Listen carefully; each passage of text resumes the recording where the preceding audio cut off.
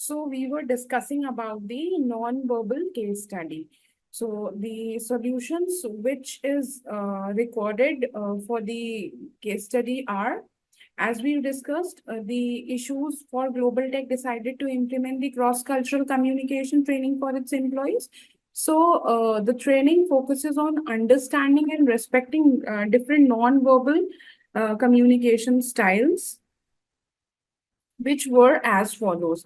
So what company did? The company started the taking the cultural awareness workshops for their employees, teaching employees about different cultural norms and non-verbal cues, and then after that they started giving the role-playing scenarios to the employees, where the employees were asked to play a role in an artificial business environment and to interact with the cross-cultural communication in a very controlled environment, so that they came to know how to interpret their body language and how to behave in a particular controlled environment. So the role plays were assigned for them.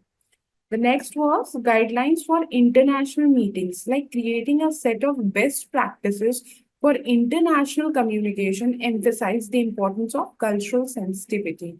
So cultural sensitivity here means to respect and obey the culture of other diverse groups also, right? Moving towards the next solution, we will see what other solution and strategies is being given by the Global Tech. Moving further, we'll see the outcome. Like they have discussed the three things: cultural awareness for as workshops, then role playing scenarios, then guidelines for international meetings. Now we'll be seeing what are the outcomes and key takeaways. So the outcomes is, after the training, subsequent meeting shows significant improvement in mutual understanding and cooperation. This means that after the employees give after the employees imparted with the training sessions, the huge or the significant improvement have been recorded by the managers in mutual understanding and cooperation among team members. The team members became cooperative to each other. They started communicating with each other in a very friendly manner, and which results into the group harmony and peace.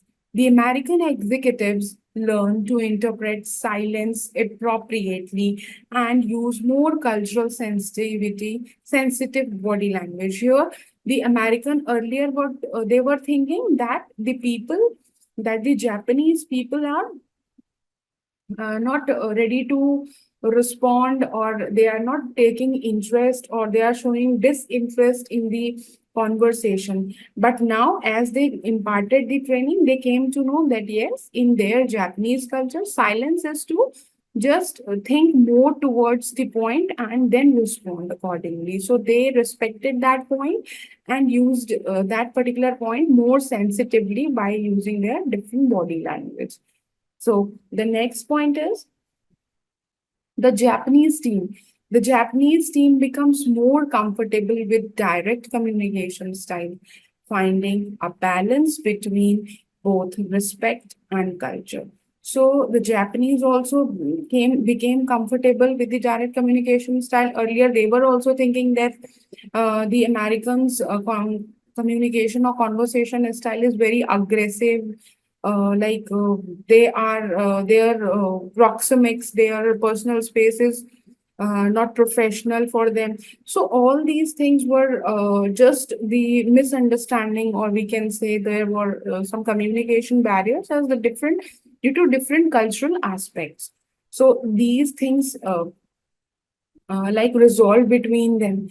So the next is the Japanese. So the mutual understanding between both the parties, between both the business groups, became clear, and the result led to more productive meetings and successful collaboration on the product launch. So before the commercial product launch, everything was settled between the team, right? Coming to the key takeaways. So there are three key takeaways from this particular case study.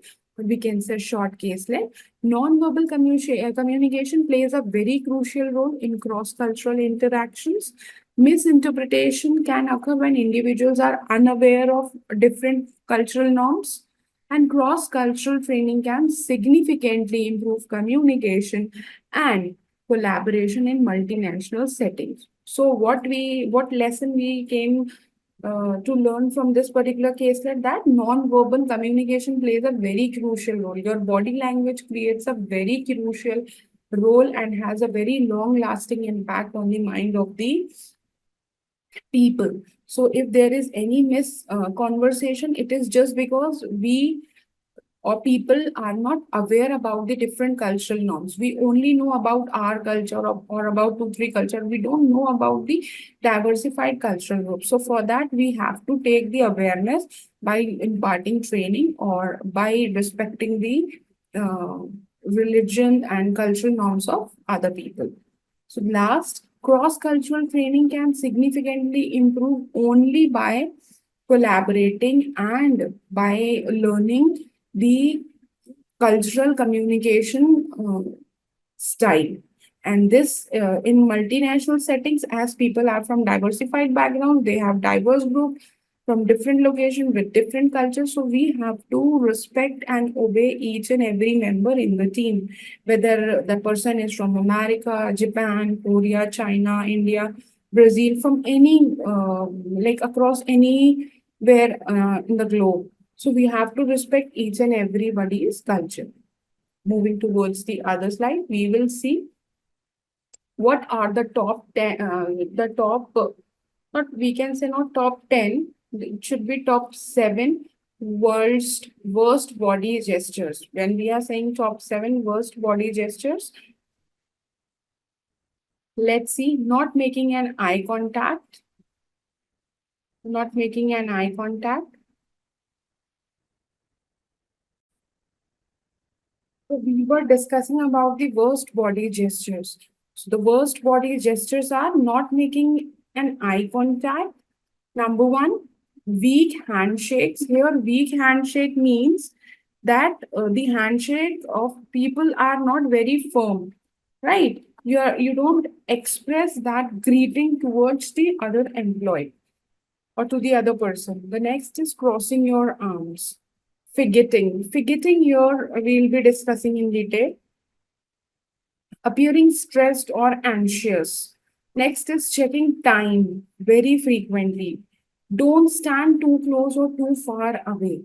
Right. So coming up to the very first worst body gesture is not making an eye contact. If two people are talking and there is no eye contact, that is a very bad body gesture, or we can say the worst body gesture, where it shows that you are least bothered about the discussion, you are not very much interested, and you are not sharing the correct or proper information. That's why you're not able to make an eye contact with a person.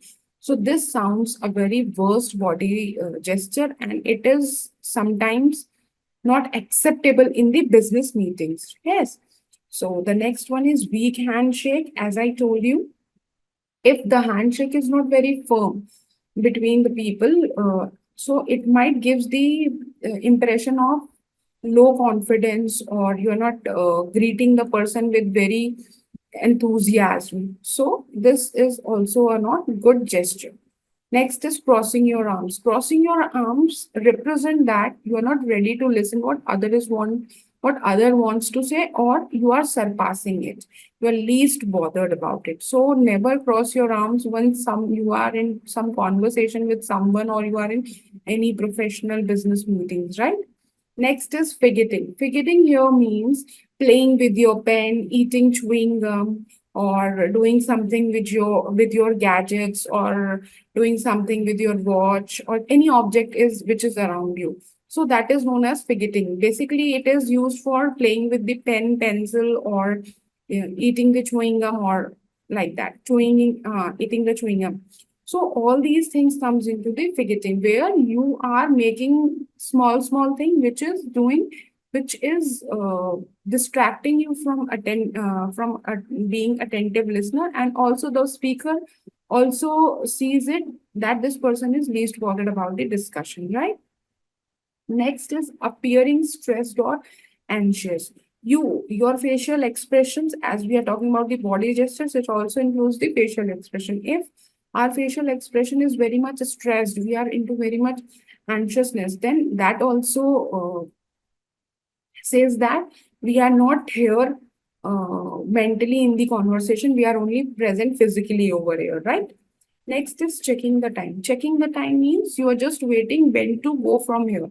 You are in a hurry. You don't want to spend that time doing the meetings and all. You just want to wind it up. You are taking that particular thing as a formal guideline. You're not very much interested into it. So checking the time frequently is also a sign of disinterest, right? Next, the last one is don't stand too close or too far away. That means you must know the proxemics limit. Proxemics means the study of distance between the people who are conversating. So you must know what should be the space if you are conversating with the people. If you are doing any conversation with the people, if there is some conversation is taking place between the two people, then you must know how close or how far you have to stand or you have to sit, right? So that it doesn't give a very bad impression, or that doesn't show that you are not interested or you are not firm with the deal, or your enthusiasm is low, because all these things represent your disinterest, your low, lack of confidence level, and your low enthusiasm, right? So now we'll be talking about, as we have discussed about the worst body gestures, now we'll be talking about what are the best body gestures which we must carry in our professional meetings or in our business communication meetings, right? So let's discuss. We'll be discussing the number one is smile and be confident. Like if you are going for a meeting, have a smile on face and be confident. A positive outlook will get you far, will get you far in life. Even if you don't feel confident, it is important to portray it. After all, after all, the more positive your outlook is on certain situations, the more confident you will become. Next is direct eye contact. Maintain direct eye contact. If there will be no direct eye contact with the people, again, I would like to mention that the people will think that you are not interested, you are having lack of confidence, and your enthusiasm is low. All these things will come. So let's study what are the good body gestures, what are the best body gestures. First one is smile and be confident. Second one is direct eye contact. Third is be interested and listen. Apart from being a good speaker, you have to be an active listener also, right? Because only speaking will not help you in communication skills. Being an active listener is also equally important, right? So let's see. We'll talk about direct eye contact.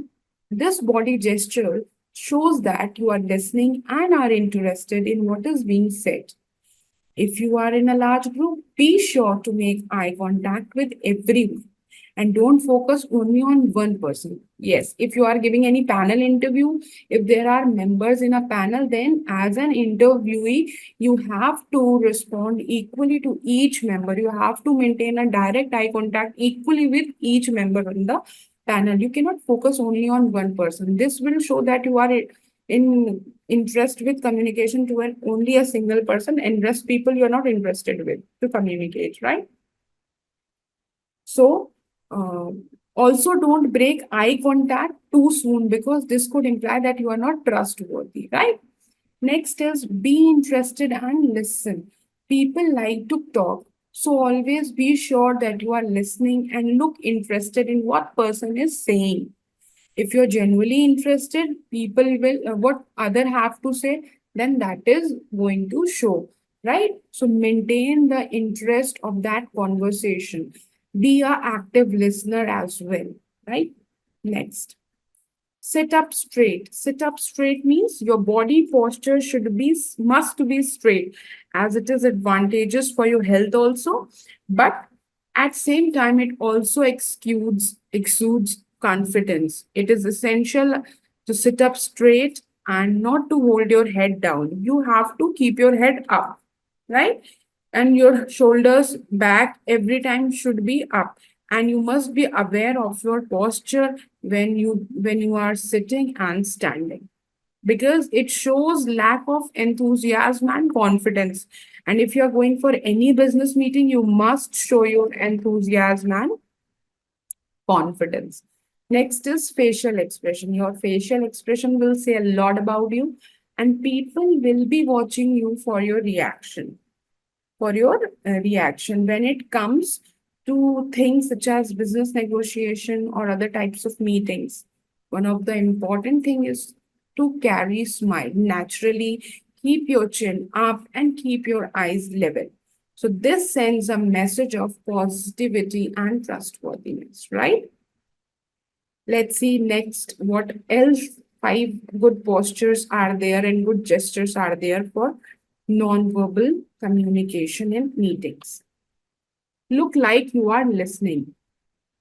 Look like you are listening here means look like you are listening here means in this day and age, people are constantly connected to their cell phones 24 by 7. That means while it is wonderful that technology has evolved much, but it doesn't mean that during the meeting you will be checking your phone calls, you'll be texting, and you'll be like busy in your mobile phone. This will say that you are not interested for the deal you are coming for, or you're not interested for the meeting for which you have came. So always look like you are listening, and also don't pretend to be a listener. Be a listener, because pretending listener will not help you for effective communication. You must have to be an active listener, right? The next is nod when listening to someone speak. You have to nod once every one in while someone is speaking. So that implies that yes, you are listening and actually interested in listening what others are saying, right? Next is relax your body. People are going to sense if you are not at ease. So in certain situations, especially in some type of meeting, if you are very nervous, then it might be seen in your body language. So try to relax, take some deep breath so that you can have a relaxed body posture, right? Next is keep your head up. Don't look down, because it implies to other people that you are not paying attention, or you don't want to hear others, what they want to say, right? So always keep your head up. Next is mirror the other person's behavior. Mirror the other person's behavior here means that this is an important behavior to keep in mind, and it is something that will need to be both practiced and observed. If you are unaware of this technique, the act of mirroring is to allow your body to reflect the other person's behavior, right? So mirror the other person's behavior is you just have to observe the behavior and also keep check how your behavior is being reflected and what response you are getting from others. So I hope all these 10 body gesture strategies is clear to you all. And from the entire case study of today's session, the verbal case study, the verbal communication case study and the non-verbal communication case study have cleared the topic, and you will be keeping in mind the worst and the best body gestures which need to be followed in the meeting. So for today, I would like to end the session over here. We'll meet you in the next session. Thank